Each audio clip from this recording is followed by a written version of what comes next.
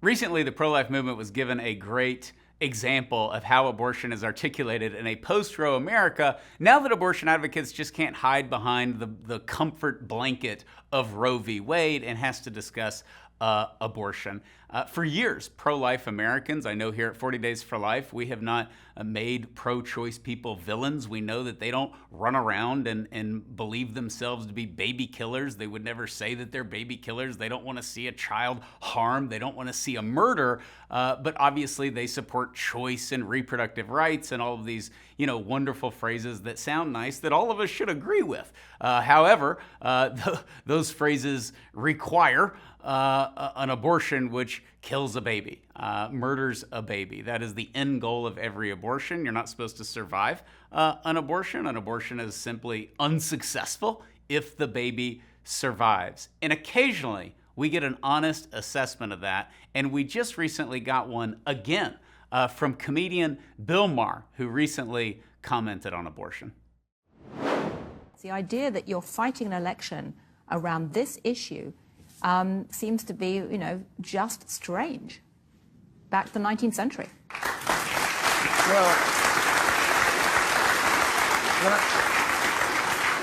not if you believe it's murder. That's why I don't understand the 15-week thing. Or Trump's plan is, let's leave it to the states. You mean, so killing babies is okay in some states? I can respect the absolutist position. I really can. I scold the left on when they say, oh, you know what? They just hate women. People who aren't pro-life, pro-choice. They don't hate women. They just made that up. They think it's murder. And it kind of is. I'm just okay with that. I am. I mean, there's 8 billion people in the world. I'm sorry, we won't miss you. That's my position on it. What? That's quite harsh, Bill. Yeah, exactly. I'm not Is sure that not your position if you're pro-choice? Isn't that mainly because you don't like children? I mean, Yeah, No. exactly. I mean, but if you said you're pro-choice. That's your position too.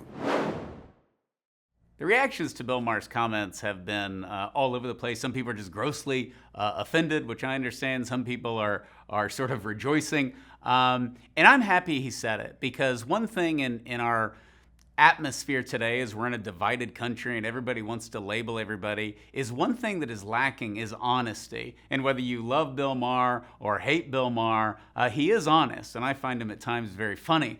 But aside from that, he is honest and he's consistent. This is actually the second time that he has said that abortion is murder and that he believes that it's murder.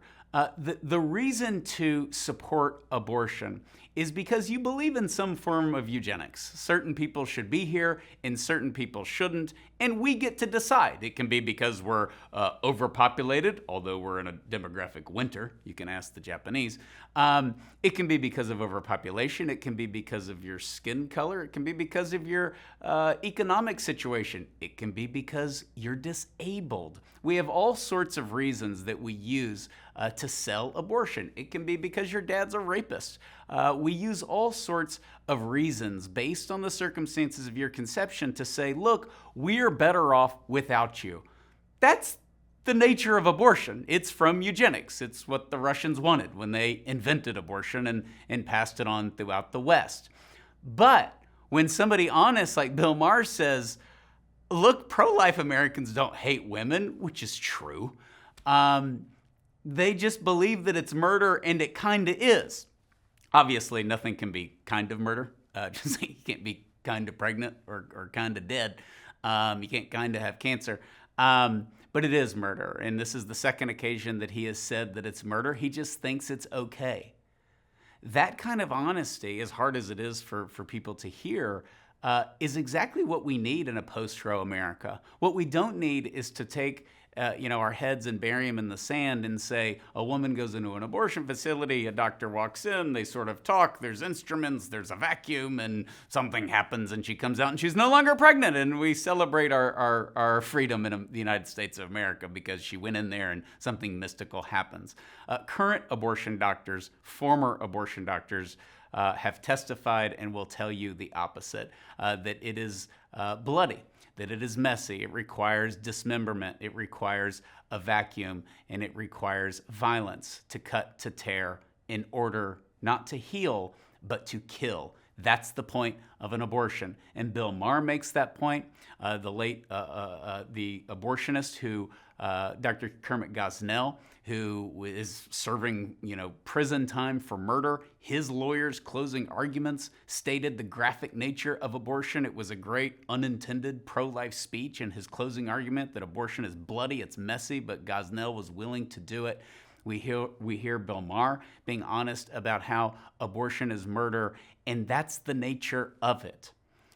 I appreciate people like Bill Maher. I don't appreciate people who do live with their heads in the sand and they say, no, something just happens and abortion is this mystical thing. It's not. It is a medical procedure to kill a baby. And if you do so for eugenics, history has shown us it will judge you very harshly. But if you're for eugenics, if you think some people should be here and others shouldn't, and the world's overpopulated, then abortion is your friend. It's demented, it's odd, you're gonna get an awkward response as Bill Maher got. You're gonna get somebody saying, well, that's a little harsh. It's not a little harsh because he's being honest about the nature of abortion. And in a post-Roe America, we need honesty from both sides. And I think that that is what we got from Bill Maher, and I think it's a great pro-life point that really reaches not only to the biological reality of what abortion requires, which is the murder of an unborn child, but also the pain that leads to that, because there's nothing more unnatural than paying anyone else to do any harm to your own child. And it is with that we need to resolve to continue to provide free medical alternatives, to continue to go out and offer those alternatives at the last moment, because it is no small decision, as even those who oppose us can clearly point out through common sense.